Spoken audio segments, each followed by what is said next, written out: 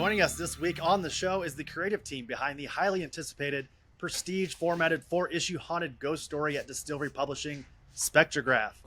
One is an Eisner award-winning and New York Times bestselling author of titles like Something is Killing the Children, Nice House on the Lake, Blue Book, Department of Truth, House of Slaughter, World Tree, and The Deviant.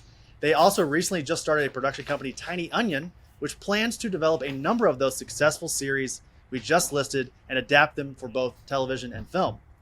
The other is the 3-time Eisner-winning comic book creator behind titles like Aquaman, Andromeda, ODY-C, Invisible Kingdom, Black Bolt, Bloodstained Teeth, and Batman, City of Madness. This is also his 4th time on the show, making him the most visited guest of all time. It is our honor to welcome both James Tynion IV and Christian Ward onto the Oblivion Bar Podcast. Thank you very much. Fuck you, Tom King. Fuck you, Tom King. I said that was coming out of your mouth. We started a turf. This is an ambush. I didn't know he was going to say that. I promise.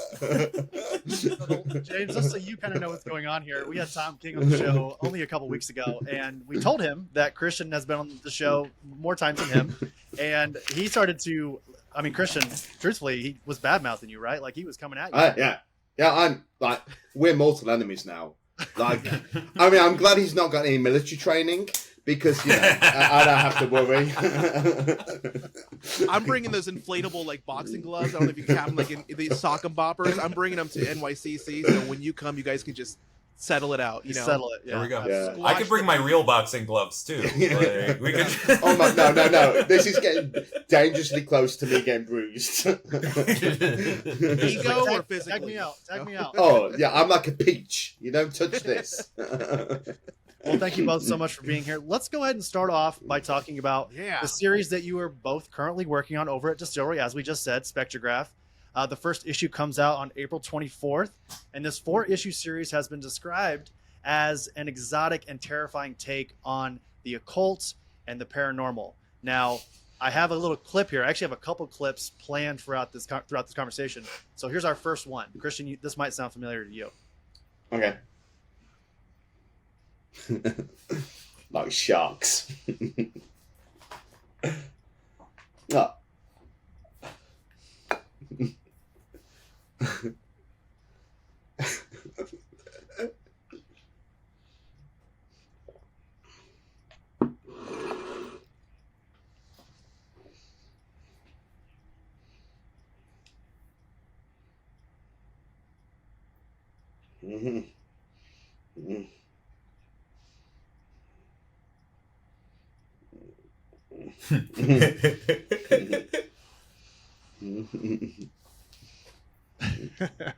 So that's James, so nice. Yeah, let's go ahead and start with that. Let's talk about that a little bit. So as you just heard, it sounds like you and Christian have been trying to work together on a series for a while now. Yeah. So what was it about not only this story, but DSTLRY that brought you two together finally?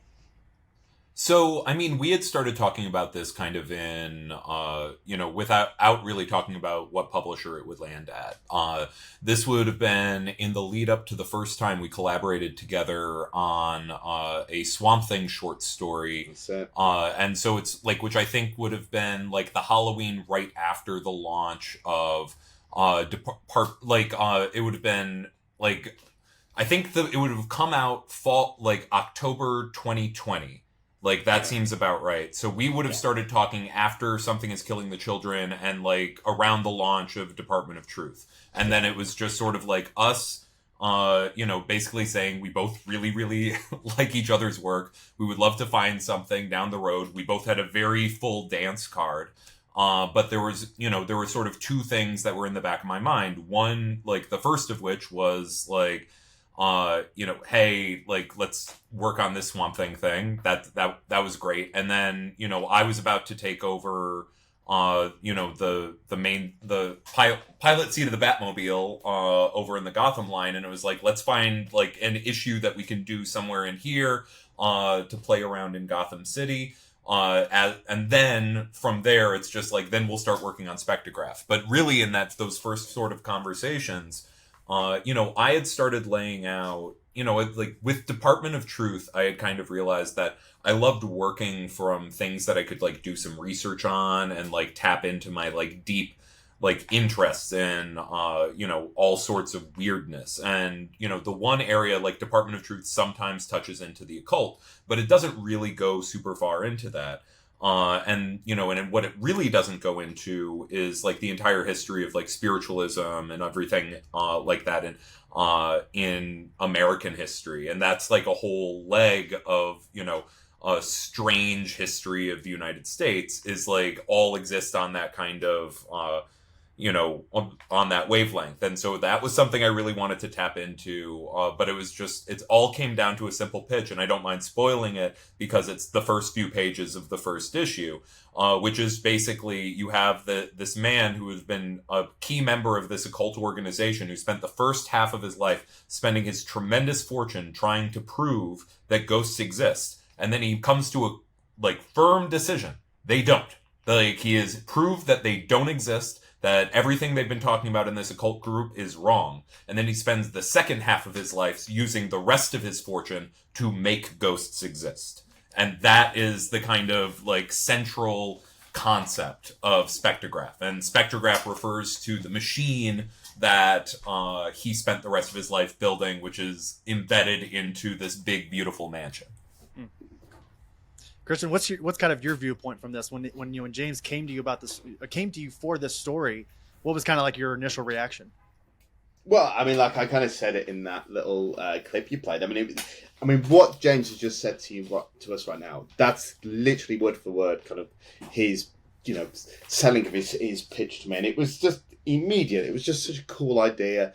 I mean, I think kind of the other thing that James sort of said was that he really wanted to see what my ghosts look like, and that was the thing for me. It was just like, what do my ghosts look like? What would that kind of, that's something I'd never really done. I've never really done kind of like a supernatural, although this is a very kind of left field take on supernatural kind of like horror, but I'd never done it. So it was really kind of, that was playing to my kind of wheelhouse of like, very kind of nebulous kind of art and kind of like something that's kind of not that as tangible as like as a traditional pen and ink art might be.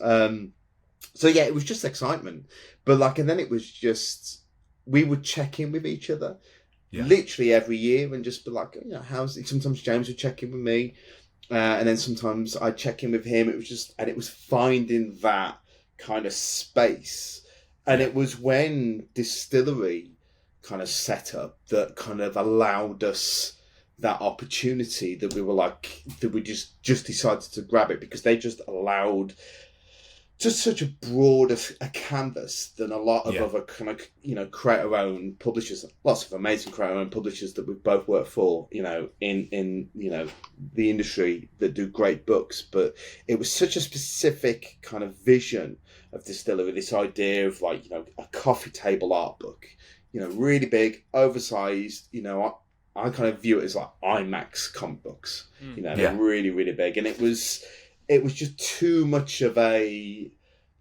tantalizing opportunity for us to pass up. And we both had like this very small window that we were like, okay, we can, and it was just like, I think we can do that. We can aim for that window.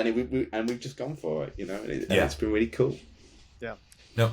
I love I'm sorry. Go ahead. No, go ahead.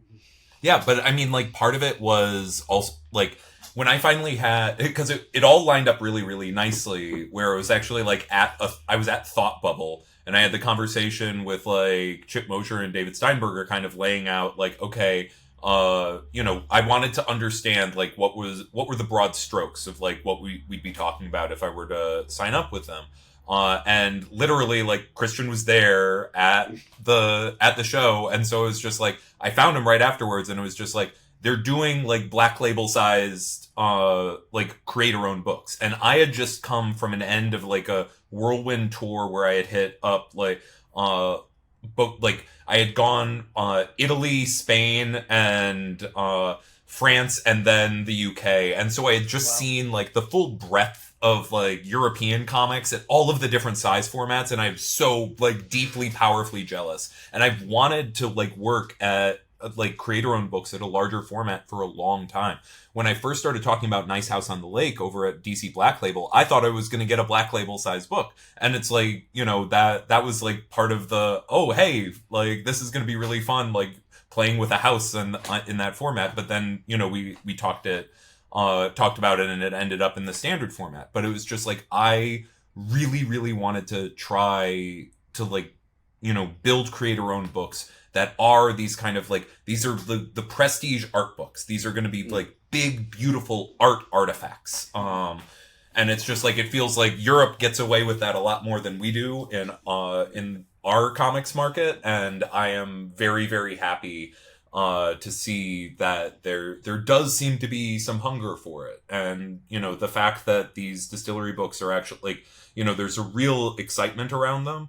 And there's, like, you know, and, like, you know, we know our initial orders, they're very strong. Like, this is, you know, there are people who want to buy these books, and that's really exciting. That's what I love about what I've seen, you know, Distillery from its inception, the announcements to every time something is announced, the excitement just purely for not just the stories and the art that's going into it, but it feels like something. I don't want to say like new and shiny, because that just gives it kind of like a superficial feel, but this is something that's elevated. Yeah. And it feels, I think that's the right word. It feels special. And I'm so excited to see, you know, as a newer person in the comic community, to see that kind of inception to fruition is really inspiring. And the fact that it's creator owned, you guys are doing something special. And then also the fact that you get to kind of highlight those different formats in the IMAX a comic book kind of idea. It's so amazing to see. And every single time something is announced, a new story is announced, it's just, and the anticipation is so, like, people are excited, palpable. It's palpable. Yeah.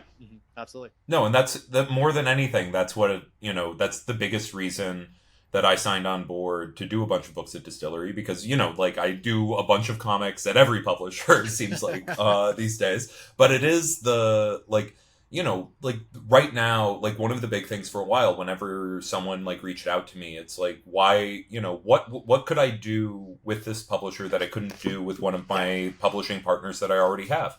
And this format is the thing. And it's just, like, the format and the support they're giving to, like, really try something like, and put them out in, like, such high quality. Like, the print quality of these books is incredible. Like, you know, we have spot gloss on the covers. Like, they're just gorgeous. The books are absolutely gorgeous. And it's really exciting to be a part of that. I'll say Chris is definitely one of the people that I know for a fact saw, like, the worth in it, the beauty in it before I did. Because I remember at which convention was it at, Chris, where I took the book around and I got everybody to You're gonna sign admit it for this you. during the interview? I am. During I San am. Diego You were busy Comic-Con. working. I was working. San Diego Comic-Con is when the Devil's Cut came out, and I had Aaron go around to all of the creators I couldn't get to and have them sign it. I got the gold foil version, and I have it in the other room, actually. But yeah, thank you, Aaron, for that. And, you know, it is, like you guys have said, it presents incredibly well. It's like the showcase of what the comic medium can be, and, you know, in a very different way. So. Yeah. And it reinvigorates something. It catches the eye more than just a standard book. So I guess let's continue on with the conversation. We can bluster about it more. But Christian, you said on the show previously, like, we're talking about horror now, that horror is kind of like this infection that reflects the twists and the certain elements from our modern world and, like, society. In terms of Spectregraph and what you and James are creating here, what elements of modern culture are you excited to showcase and kind of twist within this story?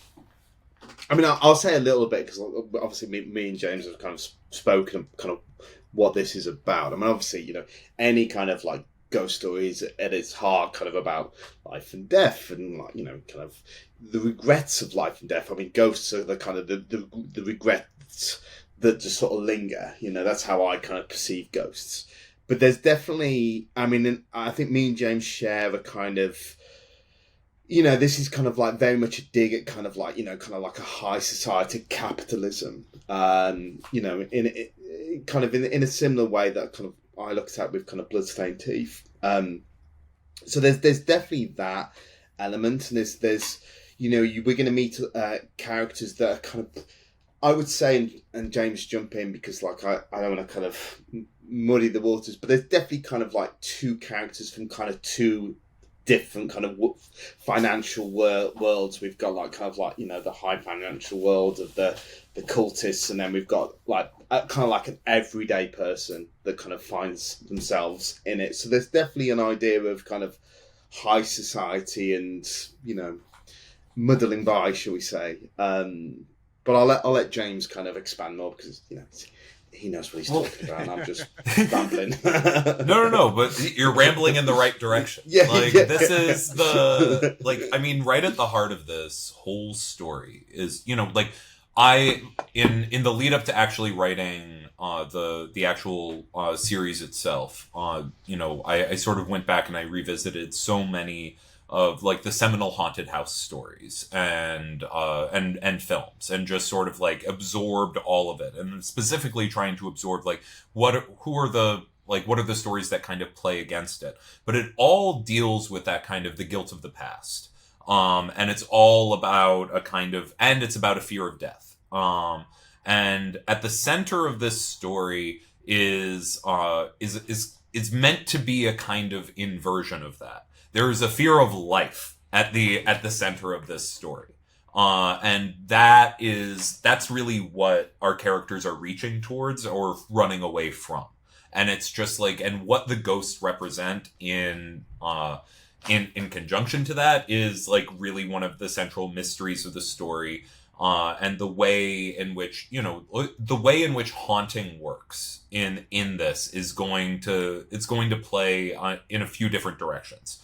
And I'm just really, really excited for people to see where we go with it, because it's like, you know, there are lots of like complicated ideas that we're playing with in here, but the heart of the story is a very human story, and it is not a, you know, like, this is not like something that I try to bring to all of my work, you know, is I want the characters to read very vibrant and alive and of the moment. Like, I want them to feel like characters that live and breathe in the world that we all live and breathe in.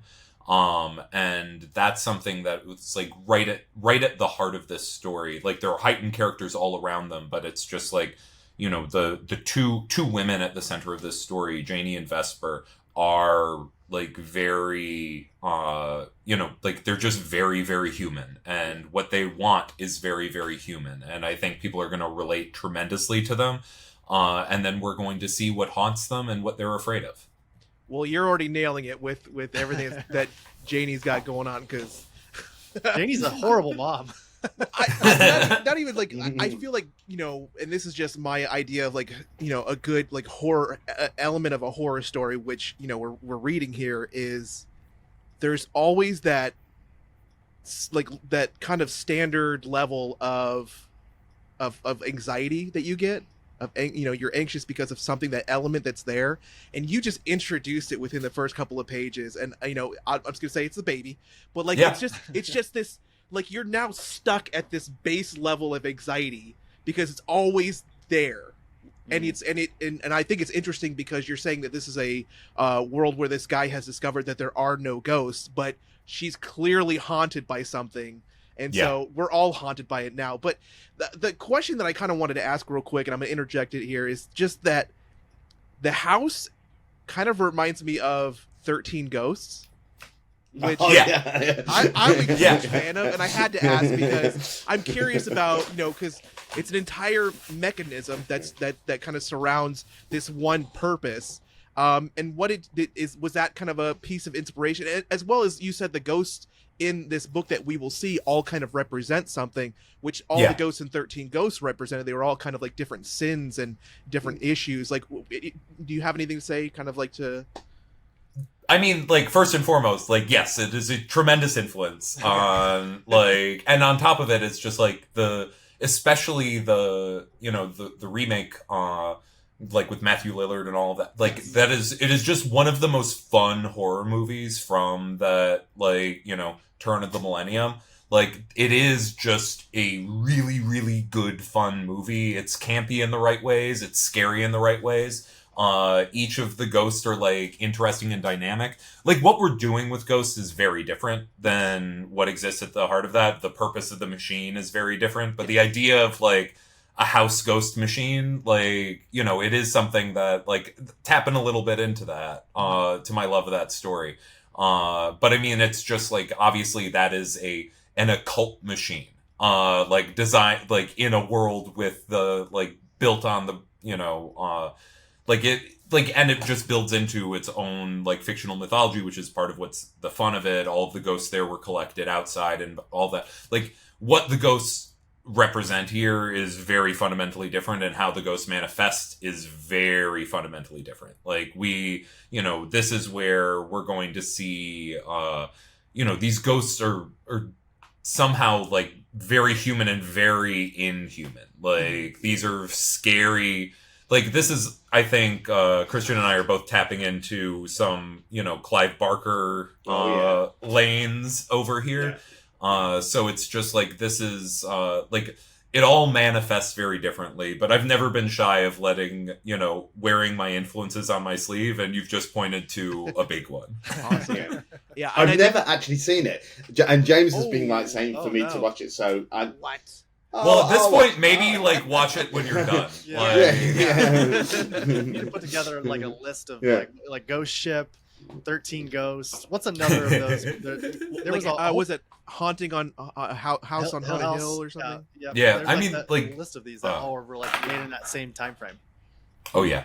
Yeah. Like, you know, they had some new technology, and that's also right in the era that they figured out how to like dice someone like in a horror movie. So it's like a lot of the first times that you can actually see like it's somebody cut in half in a way, like either vertically or sideways. Isn't that the entire intro of Ghost Ship? Yeah. Cut from that wire off the shelf. 100%. And someone is like bisected like vertically in like you know, in 13 Ghosts. So it's just like the technology suddenly existed to do that, and every horror director within 3 years played with all those pieces. Bullet time. Everybody's got to use bullet time. Yeah. Okay, so without spoiling anything, those final pages of that first issue are, in my opinion, worth the price of admission alone. Like those last like 3 pages are incredible. We even get a look at, speaking of ghosts, we get a look at ghost guts. So, Christian, any spoilery type of explanation on who this ghost gut is? Ghost Guts is our Slimer. That's why it's like, yeah. I mean, it was funny. Yeah. It was funny because, like, kind of like, it was a really strange, the whole ghost gut thing kind of happened almost kind of accidentally, and it was just so perfect. Like, so we were working on the Devil's Cut, and I was just like, you know, we were talking about like, you know, what are our ghosts going to look like, and we were sort of like talking, you know, are they going to be like interference? Are they going to kind of like, you know, is it going to be and there was at one point I was talking about that I was going to paint the ghosts so they were a completely different medium to like the rest of the comic. But then as I was drawing them, I was just like, I just had this thing. Well, if they're see-through, why can't we see their innards? And it was just and the minute I drew it and I sent it to James was like, right, scrap everything else. That's it. I think the actual email was just in all caps: ghost guts, ghost guts, ghost guts, ghost guts. Like, just that was the only response to the email. Yeah, like, and it was, but it was one of those really kind of like, and then, you know, and it's, I can't talking around it, and I don't want to kind of spoil stuff, but there was something James put in like the script, and when we were sort of talking about kind of like the you know, the spectrograph, that it was perfect. And you'll find this out as you read it. It'll become more and more apparent what we're actually doing with the ghost. But I can promise you, you have never read a ghost story like this. You have never seen ghosts like this. These are really, they're unlike anything you've seen, and they're really fucking cool, and they're really fucking terrifying. Yeah, issue 2 is when we like. Oh my god, issue 2. We kick it. Yeah. We kick the. You know, now we've set the stage. Now we can just scare you for a while, like, and that's our goal. Yeah. Well, let's stick with this topic of horror, because both of you are obviously two of the premier voices in the world of horror within comics. Christian, you just finished up your Black Label book, Batman City of Madness at DC Comics. And James, it seems like every series you write outside of Win has some horror element to it. Something is Killing the Children, The Deviant, which was amazing. I mean, they're all amazing, but Nice House on the Lake, and now Spectregraph. James, let's start with you. Can you think back to when your love of horror, like, really first, like, that spark for horror really kicked in?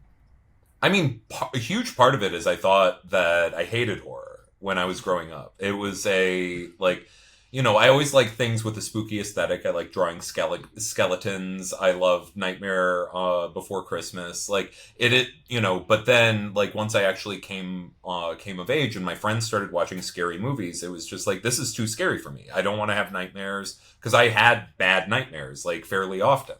And then a few things started happening, like, kind of simultaneously. Like, in late middle school, early high school, I realized that I really liked telling my nightmares to my friends, like at sleepovers and stuff. I liked the storytelling element. Oh yeah, the opening of Something is Killing the Children is like fully down to the fact that the kid's named James. And has glasses. Like, there's always a James in my books. I'm not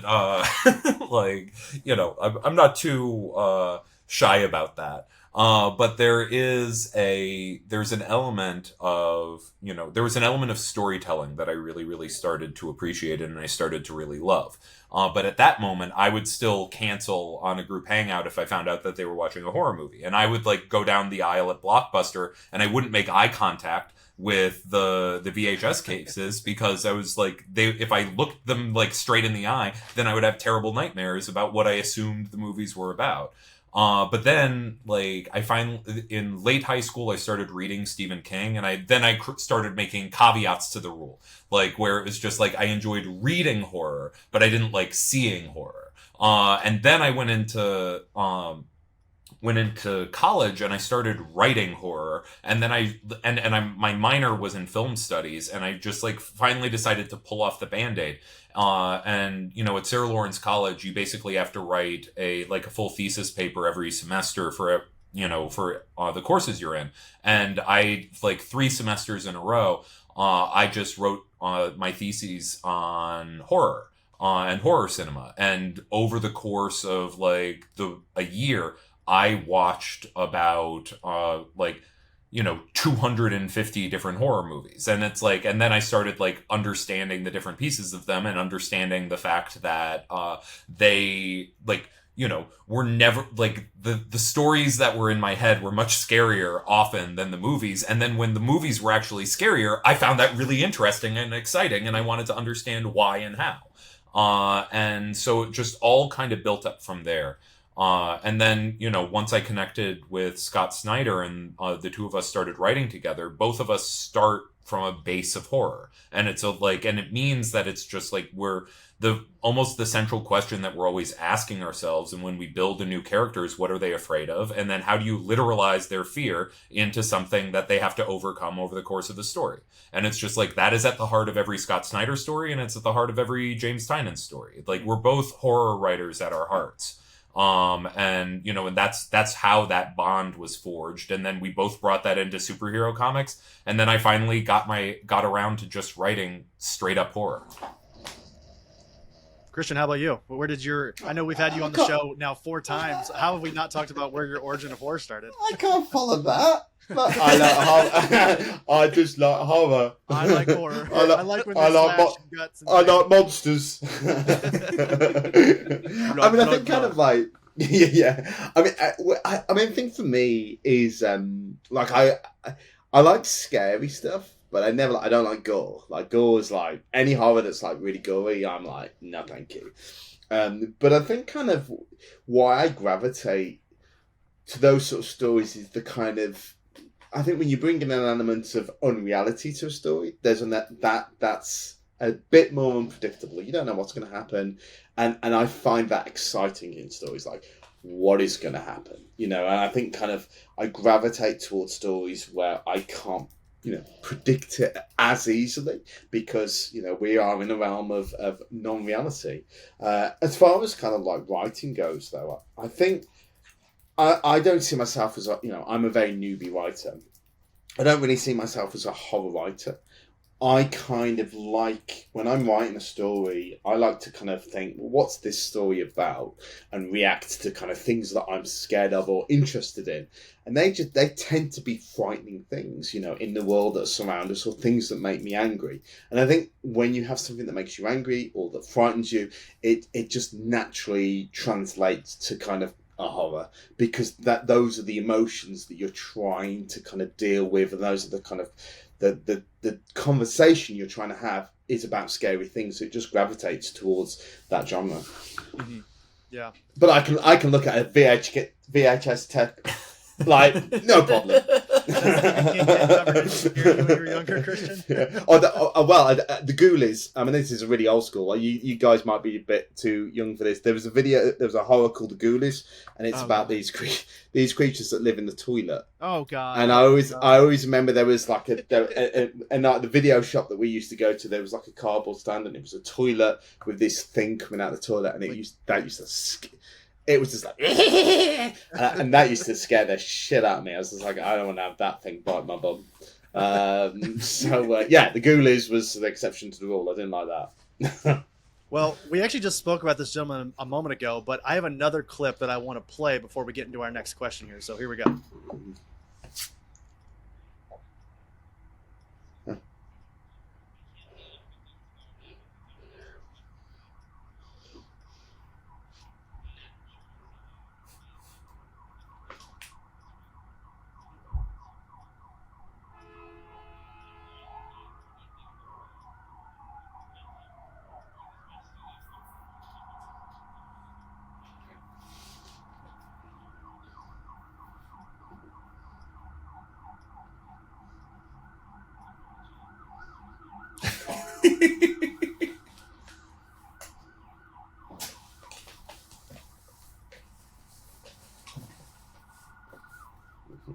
So yeah, James, as Scott just said there, we had him on the show just a couple weeks ago, but on top of all the series that you're working on currently, some of which we didn't even list in the intro because there are just so many, you are also a founding creator of DSTLRY Publishing and recently started Tiny Onions Productions.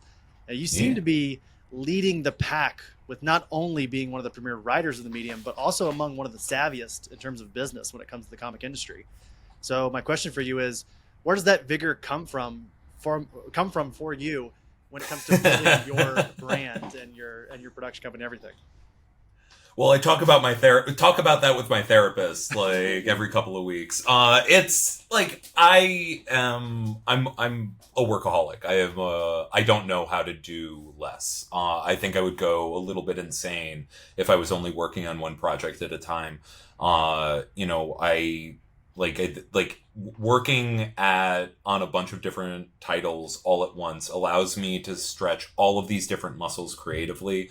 And then on top of that, one of the biggest reasons I'm in comics is how much I love comic book art. If you walk around my apartment, the walls are covered in comic book art. I have I have 3 portfolios worth of original art that I picked up. I am this is my deep passion, and I'm not an artist. I'm going to go to a friend's figure drawing later today, and I'm going to draw the worst sketch of my friend that you could possibly imagine, and no one will see it because I don't even it's not even jokingly, oh, it's cute how not good it is. It's no, this is just it looks like when I tried doing this when I was 17, because that's when I stopped doing it. But I love art, and I love working, and then on top of that, I like solving problems. For years I was working in and around superhero comics, and there was an entire aspect of that job that was just dealing with the internal politics, week in and week out, trying to get stories through and all of that. And the second I was kind of freed of that ecosystem, and I was just able to just work on all of the things that I want to work on, I was able to really tap into all of this. And then on top of that, it's just I have, I think you might be able to look at it as issues with authority figures. So I don't like having a boss. So I very much like being in this role where I can effectively operate as an independent production studio, not just in not out like in film and TV, but also in the comic space. It's like and that's how I keep sort of describing us, is that like we developed a lot of these projects in-house, similar to how like Christian and I like talked about this book for years before, like, oh, this is the perfect publisher for it. Now, because I have relationships with all of these different publishers, I can sort of build the idea, like find the right creative partner for it, and then bring it to the publisher that we think it will do the best at. And like that is really, really great. And I love all of my publishing partners most of the time. And it is a and it's a fun game to play. And I enjoy doing it. And then beyond that, there's also just a very selfish element of it, which is I see how I think comics should work. And I'm gonna try it out. It is just one of those, a lot of it is just me leaning into the sorts of stories that I love telling, and then finding other creators who lean into the same type of storytellers, and then how to, I work on so many different projects. I needed to build an entire infrastructure just to manage my own work. And the second it was built, that's when it's just like, okay, now other people should be able to benefit from this ecosystem that I've built. And, we should be able to use all of our titles to sort of support each other. And Tiny Onion has lots of ambitious moves that we're going to be doing over the, and, the benefit of having a little cash in the bank means that we can start talking about ideas that, I won't be able to say out loud to on a public facing podcast for 3 years, which in comics is not normally the sort of, you normally don't get to think in that kind of long-term planning. And it's just it is such a relief to be able to do that. And then on top of that, getting to start having these conversations in the Hollywood space and that we get to drive. And it's the new position of Tiny Onion. I was just telling Christian earlier this week, I was talking to someone very, very cool about Spectregraph and sort of pitching the entire concept. And it was just these are the opportunities that are now on our plate, rather than just sort of handing all of the base rights off to somebody else and kind of hoping that they are going to be proper custodians for it. At least if I'm a bad custodian to my own work, it's I can't blame anyone but myself. Well, we kind of had two specific questions for each of you, and Christian, for you, we mentioned this earlier. You recently just finished up your dream project over with Batman City of Madness, and this is maybe a slight spoiler for issue 3 and the series. So if you haven't read the finale of City of Madness, proceed with caution. But in the end, and this is kind of my interpretation, is that we discover that the story is ultimately about the sins of our fathers and the trauma that it passes down to us as the sons, And in spite of the purest intentions, the creation of Arkham Asylum drives Amadeus and his son Arthur mad. Specifically, it influences Arkham to torture his patients and summon dark magic to relieve his son's depression. That, of course, backfires. Unbeknownst to Amadeus, this makes Arthur into an easy target for the darkness to create the Batman below. And with that, there's a parallel of Bruce with Alfred and how he, subconsciously or otherwise, trained and pushed and encouraged Bruce to eventually become the Dark Knight so that he too could enact vengeance and seek closure for the loss of Martha and Thomas. So that's my long-winded way of saying my only complaint that it's really good. It's all the Eisners. But I will say that from what I've seen from the masses, the only complaint that I've seen is I've seen people say they want more. There hasn't been enough, right? So my question for you is, in a very broad way, how do you feel about the series now that's done and finished? Arkham Asylum, Serious House is the reason why I'm a comic book artist. That book changed me. And so to do a book that is a spiritual sequel, a love letter to that book, as I've said, kind of thing on podcasts with you guys before, it was a huge privilege, and just one that I was very grateful for. And I have more. There's more of that world, and there's more story to tell. If the fans want it and DC want it, I would love to return to it. Obviously, at the end of the story, there is a bit of a twist at the end that we could explore. But if that's it, if that's all I do, I will be very happy and very grateful. You know, I couldn't be prouder of it. Mm-hmm. Yeah. Well, we got one final question before you guys get, you know, we don't want to take all your time, but we appreciate the time you spent with us. One final question for you both is, it pertains to the Dark Knight himself. As we've said, you both wrote successful runs on Batman, and we think it's safe to say that the fans would love to see a continuation of both your stories in some form or another. Can we expect either of you to write the Cape Crusader again at some point in the future? I mean, I'll say this. There is another Batman thing. Oh, there it is. Nailed it. So I Bleeding Cool. Beat. So, yeah. So it'll be a while before you know about it. But and like I would love to do more City of Madness, but that's up to the gods. I mean, if the hardcover sells really well, you know, I'm sure DC will be up for it. Mm-hmm. Yeah. And on my end, I've spent 10 years in Gotham City. I've written like over 200 Batman issues. I don't see myself going back to Gotham in the immediate future, but it occupies an incredibly powerful piece of my heart. And, you know, like I have, you know, the bat crashing through the window tattooed on my arm.